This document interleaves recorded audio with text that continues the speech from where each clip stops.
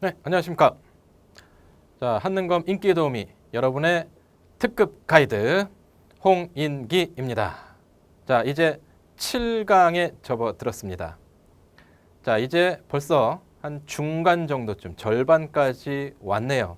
그동안 열심히 학습하고 따라와 주신 수험생 여러분들께 감사의 말씀을 드립니다.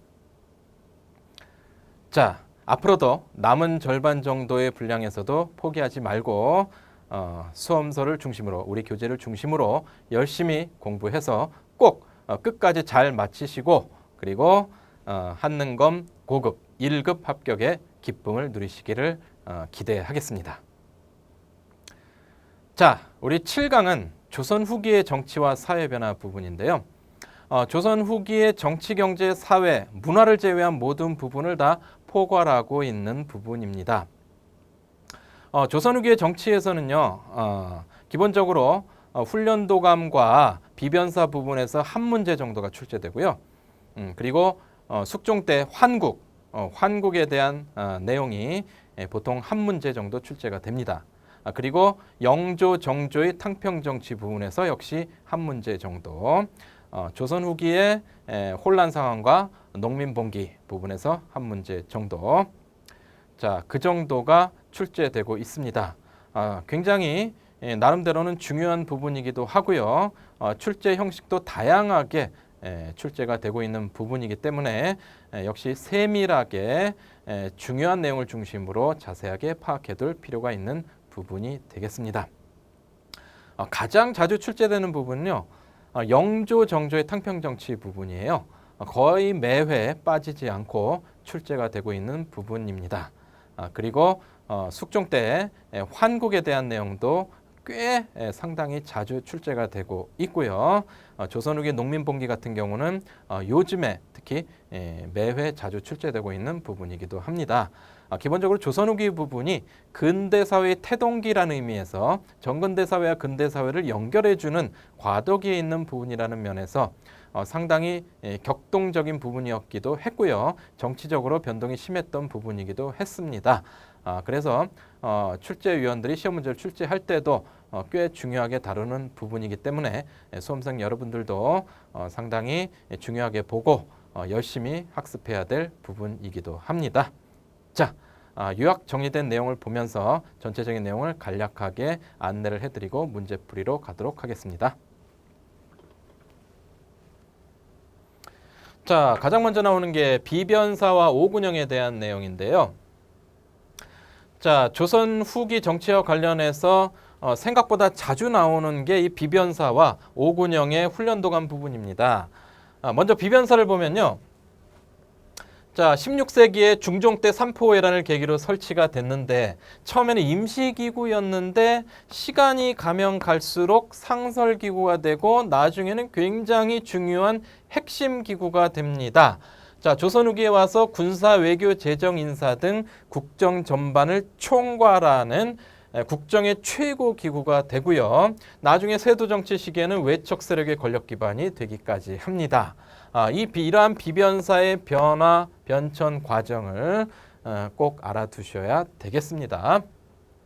자, 특히 조선 후기에 국정 전반을 총괄하게 됐다. 세도 정치 시기에 외척 세력의 권력 기반이 됐다라는 건 출제가 자주 되고 있는 부분이니까 꼭 봐두세요.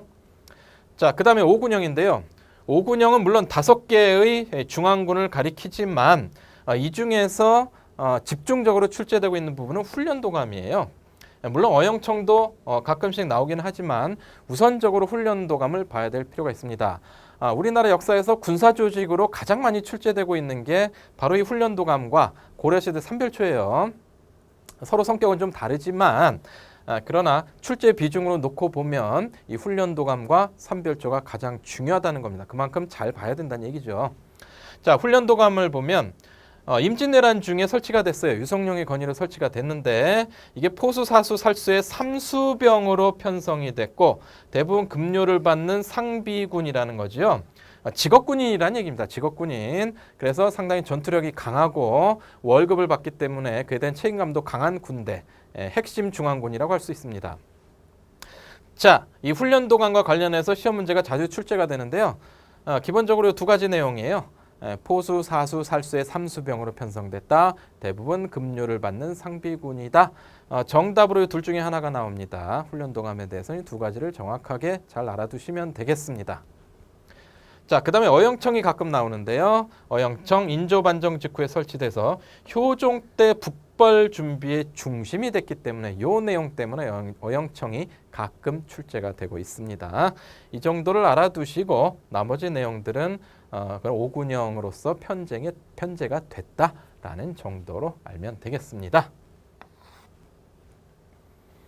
자, 그 다음 비변사와 훈련도감보다 자주 나오는 게 이 숙종 때의 환국입니다. 환국.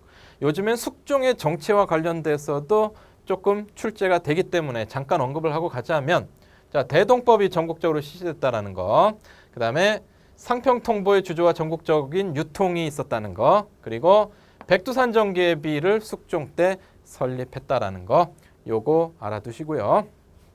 역시 중요한 거는 환국이죠. 자, 이른바 당파 싸움으로 인해서 벌어진 사건인데요. 이 정치적으로 급격한 변동을 의미하는 이 환국이 3번에 걸쳐서 있었습니다. 경신환국, 기사환국, 갑술환국. 자, 이 환국의 각각의 순서, 그리고 사건의 내용, 그리고 관련된 인물들까지 역시 정확하게 알아두셔야 됩니다. 이것도 조선 전기 16세기의 사화와 함께 꼭 여러분들이 암기까지 해야 될 부분이 되겠습니다.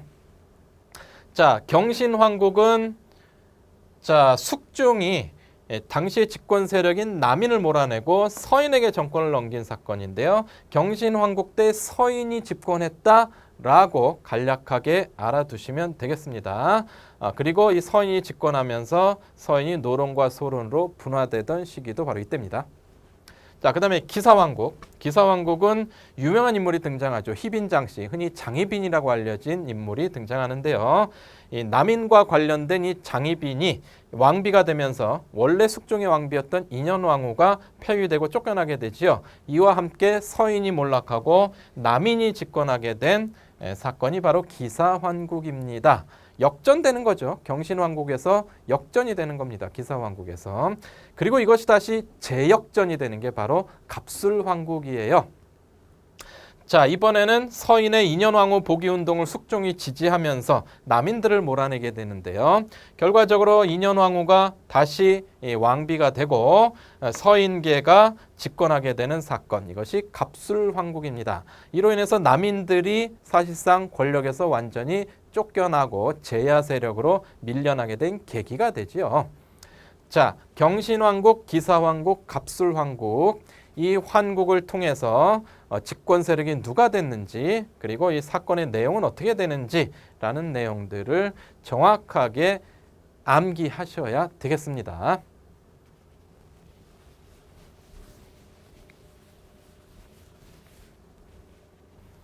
자, 그 다음에 영조와 정조의 탕평 정치 부분인데요. 자, 역시 중요하다고 말할 수밖에 없습니다. 이 국왕들이 이 시험에 자주 나온 이유를 말씀드렸었는데요. 그만큼 확실하고 자료도 분명하기 때문에 논란의 여지가 없어서 출제위원들이 출제하기에 쉬운 그런 부분이라고 얘기했습니다. 영조와 정조도 마찬가지인데요. 특히 이 조선 후기의 이 두 왕은 서로 앞서거니 뒤서거니 하면서 업적들이 많아요. 굉장히 많죠. 그냥 척 봐도. 이것들이 때로는 쉽게, 때로는 조금은 까다롭게 영조의 업적이 뭐냐, 정조의 업적이 뭐냐라고 출제가 됩니다. 서로 번갈아 가면서 출제가 되는데 이 횟수를 따져봤는데, 제가 직접 횟수를 따져봤는데요. 영조가 조금 더 많습니다. 영조가요. 참고하시기 바랍니다. 자, 영조의 정치와 관련해서 여러분들이 꼭 알아두셔야 될 거. 자, 탕평파를 육성했다라는 거요. 그리고 성균관에 탕평비를 건립했다라는 거 알아두십시오. 자, 그 다음에 균역법을 실시했다라는 거, 군포징수를 1년에 2필에서 1필로 줄였다라는 거죠. 이 균역법 실시도 자주 나왔습니다. 자, 그 다음에 신문고 부활, 청계천 준설. 요즘에 요 청계천 준설 부분이 좀 자주 등장해요. 청계천 준설. 최근에도 기출문제로 나왔는데요. 최근 들어서 영조의 정책으로 많이 각광받고 있는 부분이다. 물론 시험 문제에서 각광받고 있다는 거죠. 자, 꼭 알아두시기 바랍니다. 자, 그 다음에 속대전, 동국문헌비고.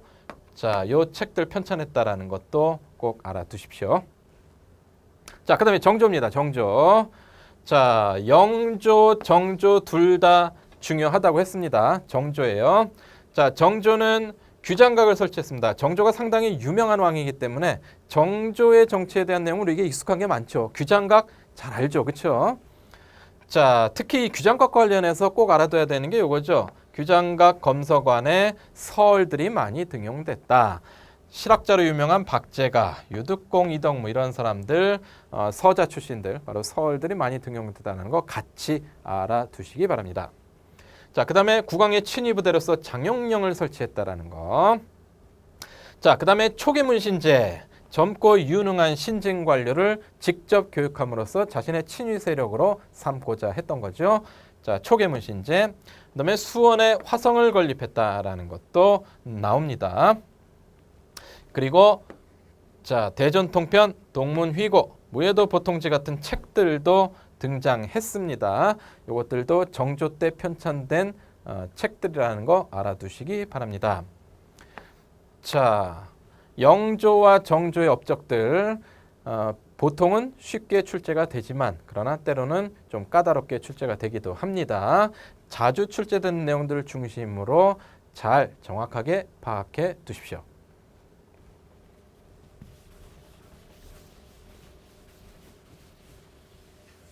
자, 그다음 조선 후기 수취 체제의 개편에 대한 내용인데요. 이게 또 의외로 생각보다 자주 출제되는 부분입니다. 바로 이 대동법과 균역법 때문인데요. 영정법보다는 대동법과 균역법이 자주 나오고 그 중에서도 대동법이 좀 더 자주 출제됩니다. 자, 대동법의 내용이 많죠, 그렇죠? 자, 먼저 광해군 때 이원익의 건의로 경기도에 처음 시행이 됐다라는 거. 자, 그 다음에 내용은 토지의 소유 정도에 따라서 1결당 쌀 12두를 납부하게 했는데 동전이나 면포 3배도 가능했다. 선해청에서 시행을 담당했다라는 거. 자, 그 결과로서 농민 부담이 줄어들었다. 특히 땅이 없는 소작농들의 부담은 완전히 사라졌다라는 거죠. 자, 그런데 이 내용들보다 특히 더 중요한 거, 시험에 가장 자주 출제되는 내용은 요겁니다. 공인의 등장이다. 자, 지역 특산물을 정부에 조달하는 어용상인으로서 공인이 등장하다라는 거 꼭 알아두십시오. 대동법과 관련해서 항상 나오는 내용이 공인입니다. 자, 그 다음에 균역법인데요. 균역법도 대동법보다는 자주 출제되진 않지만 이것도 심심치 않게 나오니까 꼭 알아두셔야 됩니다. 자, 군포의 부담을 1인당 매년 군포 2필에서 1필로 줄였다. 바로 좀 전에 나왔던 영조 때 시행한 제도죠. 자, 이 균역법과 관련해서 나오는 게 바로 이 부분이요. 자, 1인당 군포 2필을 내던 것을 1필로 줄였기 때문에 이게 내는 사람 입장에서는 조세 부담이 반으로 줄어든 거지만 걷는 정부 입장에서 보면은 조세 수입이 반으로 줄어든 거죠. 따라서 보충이 필요해요. 재정을 보충할 필요가 있는 거죠. 그래서 결작이라고 해서 땅 가진 지주들에게 토지 1결당 2두의 결작을 부과했고 어장세, 선박세 같은 새로운 세금을 만들었고 그리고 상류층에게 선무군관포라는 군포를 또 부과했다. 이렇게 함으로써 이 균역법으로 인한 재정 부족을 보완했다라는 거죠. 이런 보완책에 대한 내용들을 좀 알아두셔야 되겠습니다. 자, 그 다음에 조선 후기의 농업, 광업과 상업, 경제 파트가 되겠는데요. 이 조선 후기의 경제 부분은요. 농업에서 어떤 변화, 광업에서 어떤 변화, 상업에서 어떤 변화, 이런 어떤 변화들이 나타났느냐를 총체적으로 파악해 둘 필요가 있습니다. 시험 문제가요. 이 조선 후기의 변화상이 아닌 것은 라는 식으로 문제가 나옵니다. 물론 이렇게 직접 물어보지는 않고 자료를 제시하면서 이 시기에 변화의 내용과 관련이 없는 것은 옳지 않은 것은 이렇게 시험 문제가 나오죠. 특별하게 조선 후기의 경제와 관련해서 전체적으로 알아야만 풀 수 있는 이런 문제들이 나오고 있습니다. 그래서 각 분야별로, 각 산업 분야별로 중요한 내용들을 통합적으로 조선 후기의 상황이구나라고 알아야 되는 거죠. 자, 하나하나 보겠습니다. 자, 농업에서는 이양법, 모내기법이 전국으로 확산되면서 광작 경영이 등장했다. 넓은 땅을 농사짓는 광작 경영이 등장했다라는 거 알아두셔야 되고, 참 자주 나오는 게 요거예요. 상품 작물 재배의 활성화. 자, 본인이 먹고 살기 위해서 농사를 짓는 게 아니고 시장에 내다 팔아서 수익을 올리기 위해서 농사 짓는 작물이 상품 작물입니다. 이거 선택지로 꽤 많이 나옵니다. 자, 인삼이나 담배 같은 게 대표적인 사례인데요. 담배를 내가 죽을 때까지 담배만 피고 살겠다, 그렇게 해서 담배를 농사를 하는 게 아니죠. 그렇죠? 담배가 고수익 작물이기 때문에 요거 담배 농사를 지어서 팔면은 소득이 많이 나니까 이 팔아먹기 위해서 재배하는 작물이 되는 겁니다. 이게 바로 상품 작물이에요. 조선 후기에 상품 작물 재배가 활성화됐다는 거 새롭게 나타난 현상이기 때문에 시험 문제에서 선택지로 자주 나옵니다. 자, 그 다음에 광업 분야를 보면요. 광업 분야에서는 자, 민간인의 광산 채굴을 허용했다라는 건데요. 즉 국가가 독점했던 광산 개발을 민간인에게 넘기면서 세금을 받았다는 얘기예요. 자, 이 과정에서 등장한 게 덕대인데요. 덕대 좀 알아두세요. 광산을 경영하는 전문 경영인으로서 덕대가 출연했다라는 거예요. 요게 또 자주 나옵니다.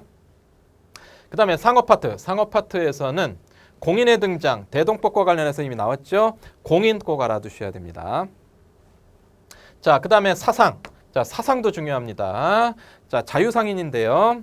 자, 이 사상들의 활동이 굉장히 활발해지면서 송상, 만상, 내상, 경강상인 이러한 상인들이 등장한다라는 거죠. 자, 개성, 오늘날의 개성, 바로 송도에 거점을 두고 활동했던 송상, 그 다음에 의주, 평안북도 의주 쪽에 거점을 두고 활동했던 대청무역에 종사했던 만상, 그리고 동래 지금의 부산 지역에 거점을 두고 일본과의 무역에 종사했던 내상, 송상, 만상, 내상, 이들이 사상의 대표적인 상인들입니다. 그리고 출제에도 자주 나오고 있습니다. 알아두십시오. 그 다음에 객주 등장입니다. 객주. 자, 포구에서 항구에서 상품을 매매, 중개하고 운송, 보관, 숙박업에 혹은 금융업에 종사하는 그런 상인들인데요. 객주가 대표적인 존재입니다. 알아두세요. 그다음에 장시가 발달해요. 장시 거꾸로 하면 시장이죠. 오늘날로 말하면 시장이에요. 시장이 크게 발달한다. 그래서 상설시장이 많이 늘어났다라는 거예요. 그리고 보부상이 이 장시와 장시를 연결하는 유통상인으로서 활동한다라는 거. 그다음에 마지막으로 화폐. 자, 화폐도 역시 알아두셔야 됩니다. 화폐. 상평통보가 전국적으로 유통됐다라는 거. 자, 이 부작용으로 전황이 발생했다라는 거. 전황. 자, 국가에서 동전은 계속 찍어내는데, 유통시키기 위해서 찍어내는데 실제로 시중에서는 동전 유통이 잘 안 되고 있는 상황을 전황이라고 하지요. 전황이 발생했다라는 거. 자, 이런 내용들은 모두 조선 후기의 경제 상황이다라고 알아두시기 바랍니다.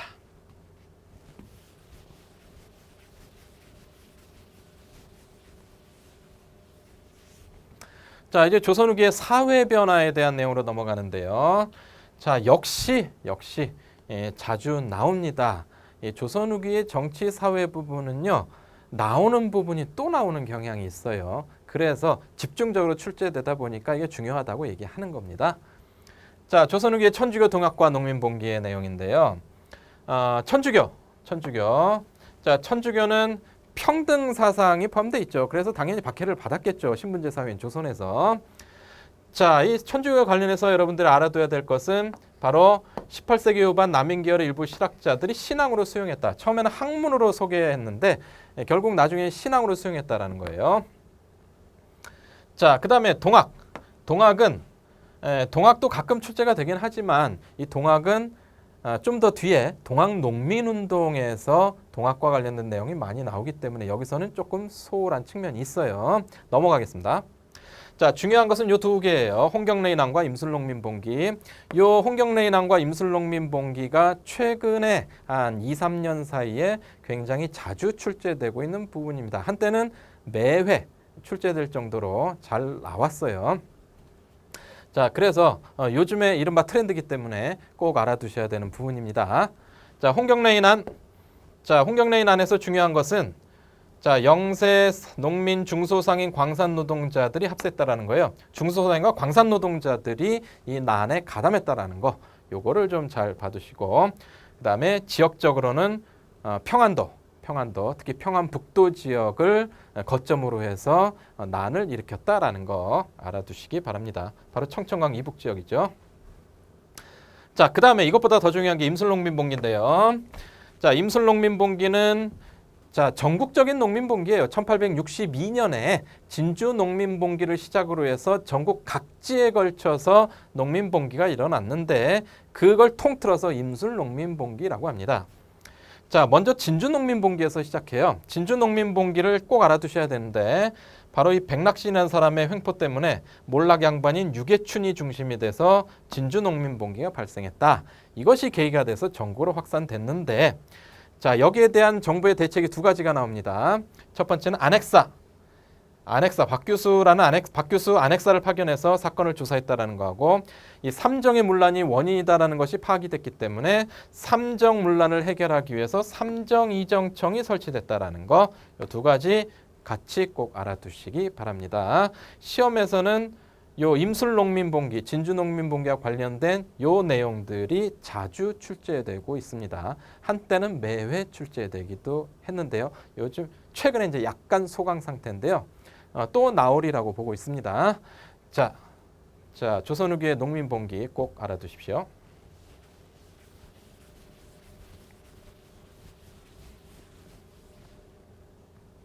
자, 이제 문제 파트로 넘어가겠는데요. 제가 문제 파트로 넘어가기 전에 한 가지만 이제 강의가 이제 중반부에 접어들었기 때문에 한 가지만 이 당부 말씀을 좀 드리고자 합니다. 지금 제가 요약 정리를 하고 안내를 하고 있는 부분은 한능검에서 비교적 자주 출제되고 중요하다라고 간주되는 부분들을 집중적으로 설명을 드리고 있습니다. 이 얘기는 다른 부분에서 출제가 좀 드물게 가끔 된다라고 해서 소홀히 하거나 아니면 안 들여다보거나 그러지 마시라는 의미입니다. 중요한 부분들을 중점적으로 안내를 하고 있긴 하지만 우리 교재에 상당히 많은 내용들이 있지요. 이 외에도 그런 내용들도 여러분들이 교재를 보면 우리 청기누설 한능검 교재를 보면 기출 문제들이 어디에서 언제 어떻게 나왔는지가 다 표시가 돼 있어요. 페이지마다 단락마다 몇 회가 출제됐는지 자료는 어떤 게 나왔는지까지도 아주 상세하게 안내가 되고 있습니다. 그래서 그런 것들을 참고해 가면서 웬만하면 그냥 넘어가거나 빠뜨리지 말고 좀 착실하게 여기 선생님 제가 소개하지 않은 부분에 있어서도 좀 공부를 하고 성실하게 따라와 주기를 바란다는 말씀 드립니다. 자, 문제풀이로 가겠습니다. 자, 조선 후기 통치체제 변화에 대한 내용인데요. 가 군사 조직에 대한 설명으로 옳은 것은? 하고 물어보고 있습니다. 사파가 나왔죠. 자, 저희 배가 나가사키로 향하던 중에 풍랑을 만나 제주도에 표착해서 두려움을 느꼈는데 네덜란드 사람인 벨테브레 당신을 만나니 안심이 돼요. 이 사람이 벨테브레인가 봐요. 자, 이 벨테브레가 이 사람을 상대로 얘기를 하는 거죠. 조선 사람들 우리 서양인이 화포를 잘 다룬다고 여기니 하멜. 이 사람이 하멜이네요. 많이 들어본 인물이죠. 자, 하멜과 벨테브레의 대화를 그린 사파예요. 자, 자네는 한양에서 임진왜란 중에 설치된 가에 배속되어 총포 제조 및 조작법을 병사들에게 가르치게 될 것이네 라고 얘기하고 있습니다. 가가 뭐냐라는 거죠. 여기서 나오는 초점은 한양에서 임진왜란 중에 설치됐다라는 내용이에요. 임진왜란 중에 설치된 군사 조직이 뭐냐라는 거죠. 조금 불친절한 문제가 되겠는데, 자, 임진왜란 중에 설치된 군사 조직 딱 하나밖에 없습니다. 훈련도감이에요. 훈련도감. 유성룡의 건의로 설치된 중앙군 5군형 중에서 가장 먼저 설치된 군대가 바로 훈련도감입니다. 이 훈련도감에 대한 설명을 옳은 게 뭐냐라는 걸 묻는 문제가 되겠죠. 자, 1번 국경지역인 양계에 배치됐다. 양계는 고려 시대의 지방행정구역입니다. 바로 주진군에 대한 얘기인데요. 고려 시대이기 때문에 이건 틀렸겠죠. 자, 그다음에 2번 소속 군인에게 군인전이 지급됐다. 군인전이 지급된 것도 역시 고려시대 중앙군 2군 6위에 대한 설명입니다. 따라서 아니겠죠. 3번 포수 사수 살수의 삼수병으로 편제됐다. 요게 정답이지요. 자, 훈련도감은 포수 사수 살수의 삼수병으로 편제되었다라는 내용과 일정한 급료를 받는 상비군이었다라는 내용이 정답으로 자주 출제된다라고 말씀드렸습니다. 둘 중에 하나가 정답일 확률이 90% 이상입니다. 자, 여기서는 삼수병에 대한 내용이 나왔죠. 3번이 답입니다.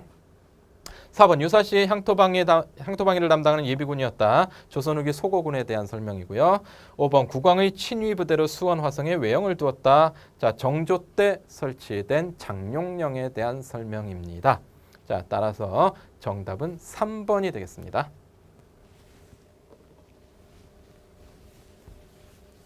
자, 두 번째. 자, 영조의 탕평 정치에 대한 문제네요. 밑줄근 이왕의 업적으로 옳지 않은 것은 자, 이 그림 한성의 홍수 예방을 위해서 이왕이 시행한 청계천 준설공사의 모습을 그린 기록화입니다. 자, 청계천 준설공사의 모습을 그린 그림이라고 해요. 자, 바로 가장 최근 43회 기출문제로 나왔는데요. 좀 전에 말씀드렸죠. 청계천 준설공사 요즘 들어서 자주 나오고 있다. 43회뿐만 아니라 이전에도 나왔습니다. 자, 영조의 업적으로 옳지 않은 게 뭐냐라는 문제가 되겠죠. 1번 속대전을 편찬하여 통치체제를 정비하였다. 속대전 동국문헌비고 영조 때 편찬된 책들이죠. 맞습니다. 2번 기후약조를 체결하여 일본과의 무역을 재개했다. 기후약조는 임진왜란 이후에 일본의 요청에 의해서 다시 체결된 조약이지요. 광해군 1년에 체결됐습니다. 따라서 광해군 때의 사실이기 때문에 이것이 틀린 내용이죠. 답은 2번이 되겠네요. 3번 동국문헌비고를 간행하여 역대문을 정리했다. 동국문헌비고, 속대전 둘 다 영조 때 편찬된 책입니다. 4번 균역법을 실시하여 군역의 부담을 줄이고자 했다. 균역법 실시 역시 영조 때 시행한 제도가 되겠고요. 5번 탕평비를 건립하여 붕당의 폐해를 경계하고자 했다. 자, 탕평비 성균관에 건립했지요. 그래서 탕평정책을 알리는 그러한 구실을 하게 됩니다. 자, 따라서 영조의 정책이 아닌 거 정답 2번이 되겠습니다. 다음 문제. 자, 조선 후기의 산업에 대한 부분인데요. 자, 다음 상황이 나타난 시기의 경제 모습으로 옳지 않은 것은? 이라는 문제입니다. 자, 호조 판서 이성원이 말하기를 종전에 허다하게 주저한 돈을 결국 작년과 금년 다 써버렸을 리가 없고 경의 가가문의 봉부동전 역시 새로 도초선 것이 아닙니다. 작년과 금년의 전황이 극심한 것은 아마도 부산과 대구가 이때를 틈타 갈무리에 두고 이익을 취하려는 것으로 보이는데 그 배단을 바로잡을 방책이 없습니다. 라고 얘기하고 있습니다. 자, 전황의 폐단에 대한 얘기가 되겠어요. 요즘에 비트코인과 같은 암호화폐라는 게 있죠. 새로운 화폐로서 기존의 화폐를 대신할 수 있는 화폐의 개념으로 등장하고 있는데 이 암호화폐가 화폐의 구실을 하기보다는 투기의 대상으로 전락해서 많은 사람이 시세 차익을 노리고 여기에 투자를 하는 그런 경향이 나타나고 있죠. 그렇죠? 전황도 그런 현상과 비슷하다라고 보면 됩니다. 새롭게 등장한 이 화폐를 유통시키라고 거래 대상으로 유통시키라고 풀었는데 이게 투자나 투기의 대상이 돼서 당시에 돈 많은 부자들이나 상인들이 자꾸 시중에서 이 동전을 걷어들인다는 거죠. 그래서 자기가 갖고 이게 이 가치가 뛸 때를 기다린다는 거죠. 나중에 풀어서 그 뛴 가치만큼 이익을 올리기, 수익을 올리기 위해서. 자, 그러한 개념에서 전황이 자주 발생했던 이 동전 유통의 폐단을 이야기하고 있는 그런 내용이 되겠습니다. 어느 시대고 이렇게 화폐가 바뀌는 과정에서 이런 폐단이 나타납니다. 자, 바로 조선 후기 동전의 전국적인 사용과 함께 이 전황이란 폐단이 나타난 이 조선 후기, 특히 18세기 당시의 모습으로 옳지 않은 게 뭐냐라는 문제가 되겠습니다. 자, 1번 덕대가 광산을 전문적으로 경영하였다. 자, 덕대, 자, 광산 경영에서 나타난 전문 경영이다라고 배웠죠. 조선 후기에 나타난 현상입니다. 2번 담배와 면화 등이 상품 작물로 재배됐다. 상품 작물의 재배가 활성화됐다. 자, 조선 후기에 나타난 경제 현상이라고 배웠습니다. 자, 3번 수조권이 세습되는 수신전 훌량전이 있었다라고 돼 있네요. 자, 수신전 훌량전은 자, 수조권이 부인에게 자식에게 세습되는데 이것이 현직 관리에게 수조권을 지급했던 직전법이 시행되면서 폐지된다라고 했습니다. 직전법이 폐지되는 것은 직전법이 시행된다라고 했습니다. 죄송합니다. 직전법이 시행되는 것은 조선 전기 세조 때의 사실이지요. 따라서 조선 후기와는 상관이 없습니다. 따라서 정답은 3번이 되겠네요. 자, 4번 송상만상의 대청모여로 부를 축적했다. 송상만상 조선 후기에 등장한 사상 자유상인들입니다. 자, 5번 외관에서 계시무역과 후시무역이 이루어졌다. 자, 계시무역은 국가 간에 이루어지는 공무역, 후시무역은 개인 간에 이루어진 사무역을 가리킵니다. 사무역에 종사했던 내상 그리고 각종 자유상인들의 활동이 활발했던 시기가 조선 후기죠. 이것도 맞습니다. 따라서 정답은 3번이 되겠습니다. 자, 그다음 자, 밑줄 그은 소란이 일어난 시기를 연표해서 옳게 고른 것은 소란 근본 진주의 난민들이 소란을 일으킨 것은 오로지 전 경상우병사 백낙신이 탐욕스러워 백성을 침략했기 때문이다. 백낙신 나왔습니다. 자, 쭉쭉쭉쭉 나왔는데 민심이 크게 들끓고 백성들의 분노가 폭발하여 전에 듣지 못했던 소란이 발생하게 이른 것입니다. 자, 누군가가 조사를 하러 내려가서 조사한 내용을 왕에게 올린 그런 글이 되겠습니다. 자, 진주의 난민들 백낙신이 등장하는 걸로 봐서 조선 후기의 진주 농민봉기, 나중에 전국적인 농민봉기인 임술농민봉기로 확장된 그 사건이구나라는 거 우리가 알 수 있겠죠. 자, 임술농민봉기, 진주농민봉기는 1862년 세도 정치 시기에 있었던 대표적인 농민봉기가 되겠습니다. 자, 이 임술농민봉기는 홍경래의 난 이후에 있었던 사건이지요. 자, 1811년 홍경래의 난 다음에 있었던 사건이 되겠습니다. 따라서 5번이 정답이 되겠죠. 알 수 있겠죠.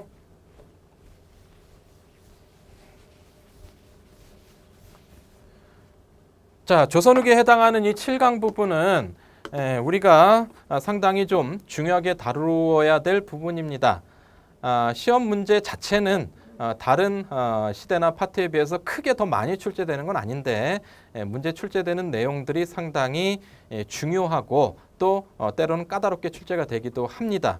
여러분들이 조선 후기의 정치, 사회, 경제에 대한 내용들 잘 착실하게 공부해 두시기 바랍니다. 자, 이제 다음 8강으로 가도록 하겠습니다.